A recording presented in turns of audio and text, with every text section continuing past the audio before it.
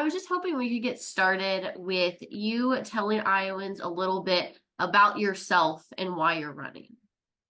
Okay. Uh, Back to history. I served 4 years in the Marines, and then I went to college using the GI Bill, got a degree in engineering, and uh, worked for an engineer several years. Then I decided to start my own company because I saw a need for a different style of tape measure that people can actually read, because half the people can't read a fractional inch tape measure. So I designed and produced a decimal inch tape measure with each 1/10 of an inch numbered, so people don't have as many problems with it. I decided to run this time against the incumbent because he's making decisions that I feel are bad for 4th District in Iowa. And some of the decisions are, one, he wants to take all the money from people crossing the border illegally. And I thought, we have a justice system here that says innocent until proven guilty. And he wants to confiscate money before people are convicted of any crime, which doesn't seem like the American way. Another thing that he is boasting about is passing in the House the farm aid bill, and wondering why it's not being passed in the Senate. And the thing is that when it was passed in the House, it was only voted on for by Republicans, and now Republicans in the Senate are in the minority, so there's still no Democrat support of the bill. So why is he surprised when he's not working with everybody in his house in order to get things done? He's just not good for the 4th District. So that's why I'm running. And so you did mention a couple of issues there. What issues are you specifically running on? My top issue is the federal government is practicing philanthropy, and the actual result is extortion, because they give money to countries and companies and people and say, we want you to perform these operations, otherwise we're going to stop the money. So that's extortion. And in the first place, philanthropy is not something that's listed in the Constitution for the federal government to be doing. So I'd like to stop that entirely. The federal government should not be taking money from the people and giving it to anyone else other than for operations of the federal government. The next thing is the 16th Amendment gives the right to tax the people to the federal government. In the Constitution, it says that the federal government is supposed to be supported by the states or funded by the states according to their population. So I'd like to repeal the 16th Amendment and have the federal government being funded by the individual states, not the people of the United States. And the third thing is I'd like to give autonomy back to the people as far as medical procedures. The federal government should not be mandating that people wear a mask, take vaccines, or anything else as a medical process, because they're not medical doctors. They should not have any say in that. And they're supposed to be the buffer of the state government between the people and the federal government.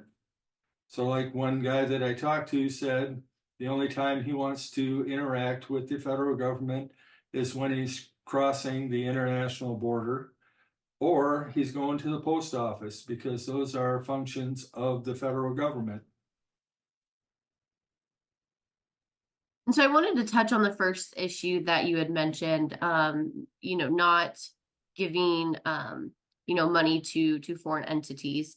I was wondering, with that, how do you keep up foreign relationships? Through open trade. It's like if we produce something in the US and send it to another country because the people there want it, that's the way that we should have ambassadors in the other countries, and we should limit the military bases to one per country to support ambassadors. We shouldn't be going into countries and telling them how to operate in their country. We did that in the Gulf of Mexico with one country and took out a dictator, and 2 years later the people voted him back in. So what the government of the US is doing is not in the best interest of people in other countries. Let them run their countries their way. We don't need to give them money to run it our way. Specifically, when you're talking about sending money, are you also talking about, sending money to, or not sending money to Ukraine or Israel? Yes. So I guess my follow-up to that would be, are there no concerns that if, Ukraine or Israel weren't, to succeed, that we would have, more enemies potentially? If we stop trying to control the other countries, we'll have less enemies. With Israel, back when Israel started, it was after the Second World War, and the survivors of the Holocaust were told that if they were Israeli, they could go back to Israel. And the way that the United Nations operated is they drove people out of their homes so that these people that are Israeli could move into them. And that's why the Palestinians are upset with the Israelis, not because the Israelis did something wrong, but because they were herded into the homes that were Palestinian. My son asked me, who's the bad guy in the Israeli-Palestine war? The United Nations is the bad guy because they're the ones who started this process. And they're not helping the process at all. They're instigating more war. So the easiest way to fix it is to relocate the Israelis again to an area where they would be accepted. If there was a tract of land where you could buy it, or the United States could buy it, and then have the Israelis move into it, that would be the best way to go. But moving into a country and kicking people out of their homes, and if they resist, killing them, that's not the way that any government should operate. So that's one way. I don't think that sending money to help operate a illegal operation is a good thing. And the same thing goes with Bosnia. Right now, the president of Bosnia was elected, but he stopped all elections because of the conflict. That makes him a dictator. The US is not supposed to be helping dictators, so no money should go to Bosnia. So if you were elected to Congress, what would be your first piece of legislation that you would like to work on? Repealing the 16th Amendment. I'd definitely work on that. And I'd have several issues with money being spent by the federal government or being given away. I would try to put a halt to that, because giving money, even like for research, the thing is that the research that's done by the federal government doesn't solve any problem, because if you solve a problem, you never get funding. So the people who do research never solve any problem. They don't come up with solutions. If the federal government wants a solution, outline what they want as a solution and then fund that. As buying something that is a solution, if they want an electric car that can go 1,000 miles before a recharge, put that into a document and say, okay, the first person that makes a car that goes 1,000 miles before needing a recharge, and the other stipulations with it, that it's got to be road legal and whatever stipulations they want to put in, buy an object that's the product of what they want. Don't pay for research. And so now turning to some of the issues that we're seeing, the most on the campaign trail. The first one being the southern border and immigration. Curious what you feel Congress should be, doing to help address the issues we're seeing down there. The first thing they should do is provide adequate documentation for the people coming over the border. If people are coming over, they should get a visa to come into the U.S. so that the U.S. government can track where they are and what they're doing. Right now, they're letting them in without any documentation, and that goes against what the U.S. Constitution says, that the federal government is supposed to protect our borders. If they're letting in people that are undocumented, that's failing to do their job. So what Congress should do is allocate enough money so that each person can be processed, given the documentation that they need. And if they do a background check and find out that these people are criminals and not worthy of coming into the U.S., they should be turned away and sent back. And the ones that are not criminals or a hazard to the United States should be allowed in, and that process should take less than 24 hours. Because if we don't have enough people processing, then why do we have any people processing? Because when it takes years to get into the U.S. and somebody wants to come into the U.S. and work for the summer and then go back home, make the process easy enough so that they can do that. If somebody wants to come in to go to school at one of the U.S. schools, have the process easy enough and quick enough that they can do that in a day. There's no reason to go years with an application. That just creates bureaucracy that is detrimental to the people coming, the people who want them to come, and everybody else involved. And so what are your thoughts on, closing the border and doing deportations? I'm not in favor of that.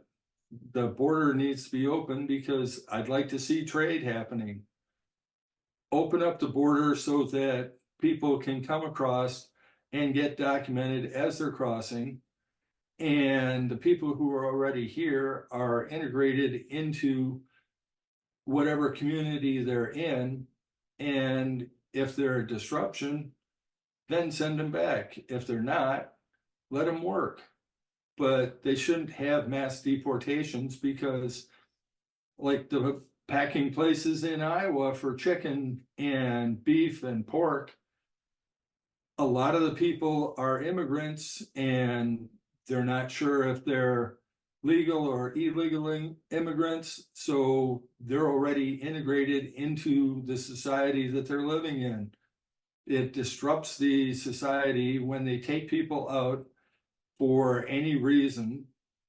And it's mass exportations like that. They're destroying the communities that the people are living in. And another big issue is inflation. How would you like to see that addressed? First off, I'd like to see the federal government actually print and coin money again instead of sourcing it to the Federal Reserve. The Federal Reserve is not federal, it has no reserve and should not be printing money for the United States. So end the contract with the Federal Reserve, have the Department of Treasury actually print and coin our money to start off with, and put a limit on it as they have to have enough gold reserve to cover the money that they're printing.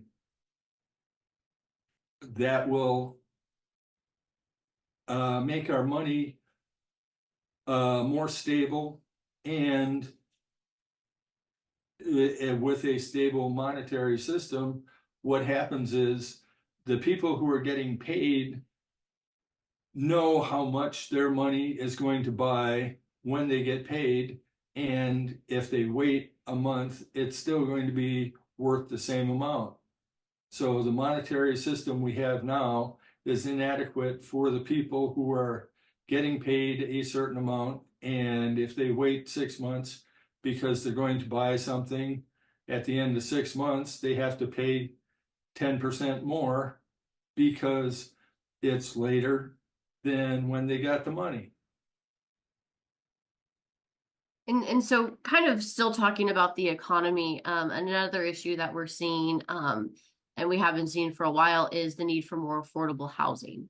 The two presidential candidates, the Trump and Harris, have kind of put out, their main arguments as what they feel should happen. What are kind of your thoughts? I saw an issue with affordable housing in a couple of cities in Iowa. What happened was, one city, the median income was $60,000 a year. The other city, the median income was $120,000 a year. So affordable housing in the second community was $80,000. The affordable housing in the first community was $40,000. So when they say in the first community, we want to have affordable housing at $80,000, it's not affordable anymore because the second city has the $80,000 affordable housing. The first city, they need housing 40,000 or less. So it's a community issue. It's not a federal or even state issue. It's a community issue. Let the housing be built for the people within the community, not national standards. The federal government should not be involved in our day-to-day life. The way that the Constitution is set up is that we're supposed to pay taxes to the state. The state is supposed to fund the federal government. So the federal government should have no say on our lives day to day. If we're crossing the border to go to Mexico or Canada or fly overseas, that's when the federal government should make sure that we have what we need to go and come back. But as far as our day-to-day lives, the federal government should stay out of it, and they should be funded by the states like the Constitution says. So for the affordable housing, you said you want the federal government to stay out of it. So you think Yes. that the state should be funding the local communities to be doing No. this? No, the local communities should be funding what they need in their community. So for the less populated, communities like in rural Iowa, which District 4 has a lot of those communities, do you feel that they have enough money to be able to, um, you know, help that problem? I think that if the federal government stops taking money from them and the state stops taking money in excess of what they need to operate from those people, yes. So first off, get the 16th Amendment repealed, because that's where the federal government gets the power and authority to tax the citizens. Repeal that, let the communities fund themselves, because they know best what they need in their community.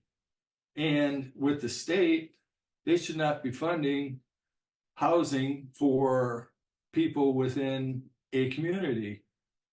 It, the communities should be funding themselves, transferring money from the state to another level of government is not appropriate. Each level of government should collect taxes for their needs and expenditures. The federal government should not be getting money from the citizens and then giving it back to the states, which is what they're doing now.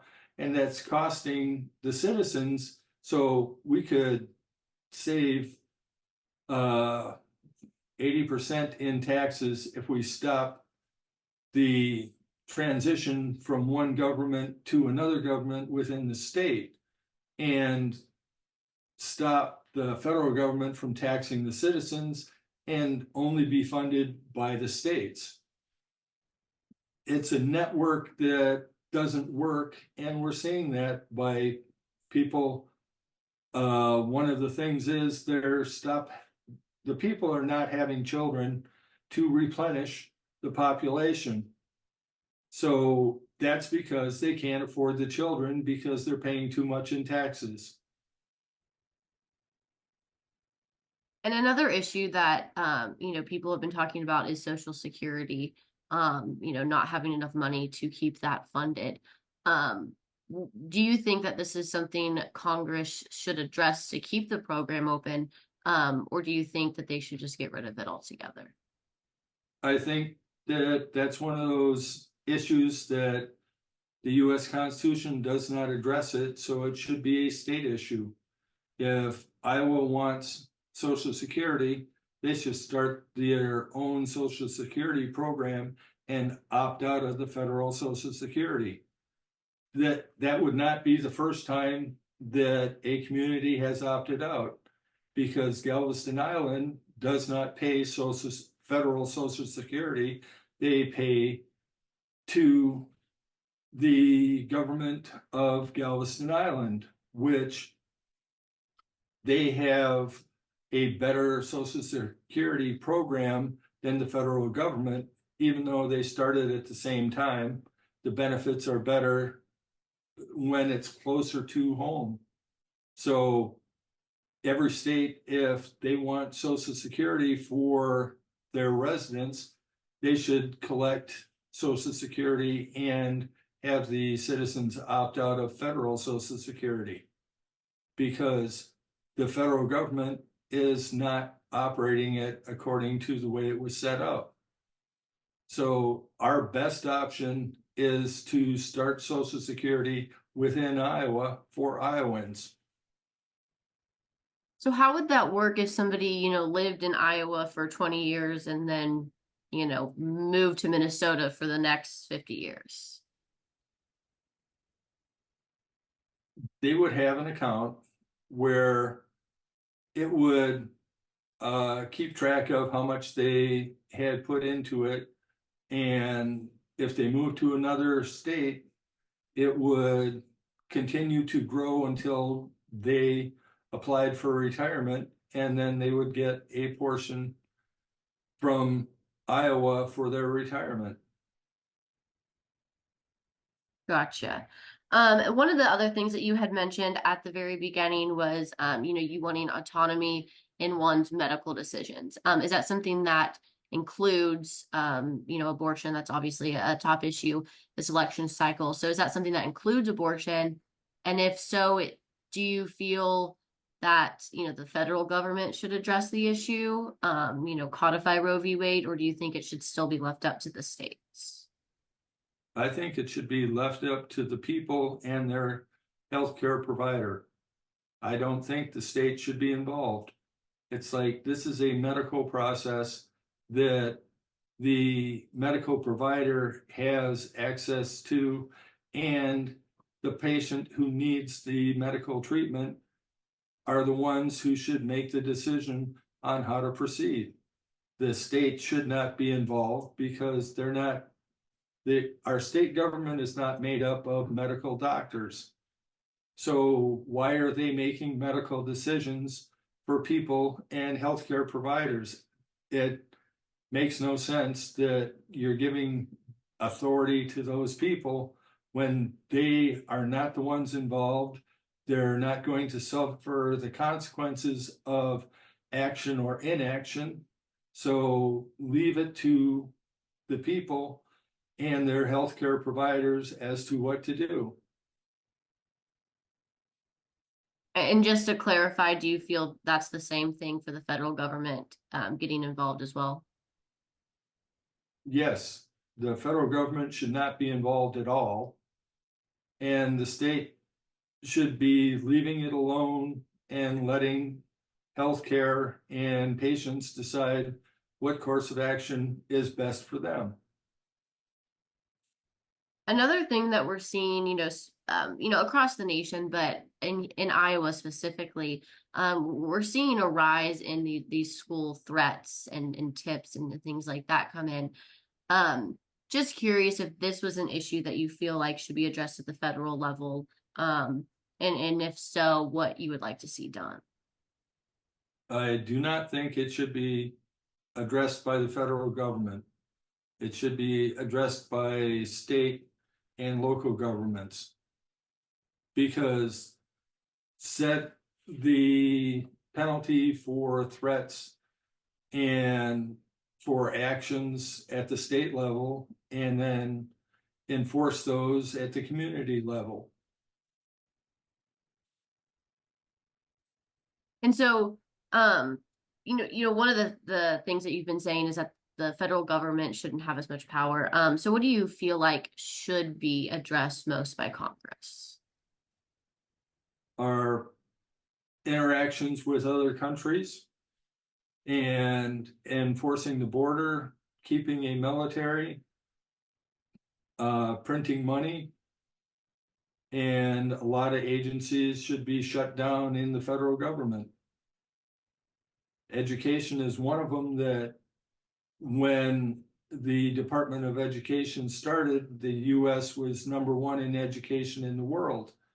And now we're closer to 50. And I'm going, this is costly and detrimental to the people of the United States. So the Department of Education should be eliminated.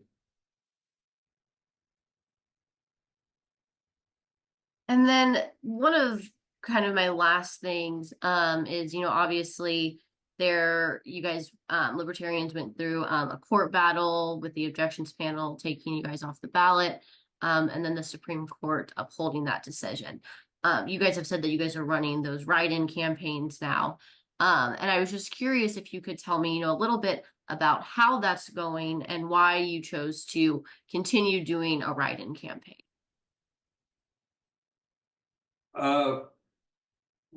Back up a little. After the primary, there was a Libertarian meeting where I was asked to run for U.S. Representative District 4. And I went, yes. And so to get the paperwork filled out, the head of the Libertarian Party and I signed the paperwork so that I could be on the ballot. the objections board is supposed to meet and review the paperwork of the ballot, that was turned in to put people on the ballot after the primary, which is one of the things that's supposed to be allowed for major parties. And Libertarians are the third major party in Iowa. So we followed that procedure, and the objection board heard from people who objected to the way that the county representatives were selected, which is not part of the paperwork that was handed in. So it should not have been reviewed, in my opinion, and Sand's opinion, who is one of the members of the objections board. He's a Democrat, the other two are Republicans. The challenge was from a Republican, and they had a Republican paid lawyer representing them because they did not come to any of the hearings. The objection board hearing, they did not show up. The appellate court hearing, they did not show up. And the Supreme Court hearing, they did not show up. I showed up to all three of them. My opinion on this situation was they looked at the broader level of what goes or what was happening.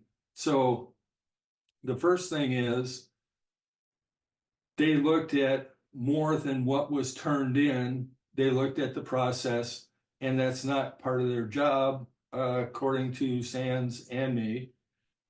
So they were outside of their area that they're supposed to make decisions on. It's like going into bankruptcy court and asking for jail time against somebody else. That's not what that court is supposed to be doing. It's like you go into juvenile court and you have adults, they're not supposed to be there. This hearing that the objections board had was dealing with something that they're not supposed to deal with. According to Sands, the law, and me, they're dealing with stuff that should not be addressed in that area. It should have been addressed at some other area, but not the objections panel. So the two Republicans are the ones who said, take him off the ballot. In the appellate court, they upheld that ruling, and then at the Supreme Court, they upheld the ruling. But that ruling was out of order because they didn't have the authority to make that decision based on that information. So running for U.S. Representative District 4 is something that I should have been allowed to do and be on the ballot, but because of the objection, I'm hoping that a lot of people will write my name in, because this is against what the objection board was supposed to uphold, and their job is to screen the paperwork that comes in to make sure it's adequate for putting somebody on the ballot. And when it was turned in, it was adequate. So the three of us that are running for U.S. Representative, District 1, 3, and 4, should have remained on the ballot, in my opinion. But running as a write-in, it takes a lot of work and it's more costly. So it's worth it, in my opinion, because it gives people a choice that don't want to vote for more government. They want to vote for less government. And I'm definitely for less government.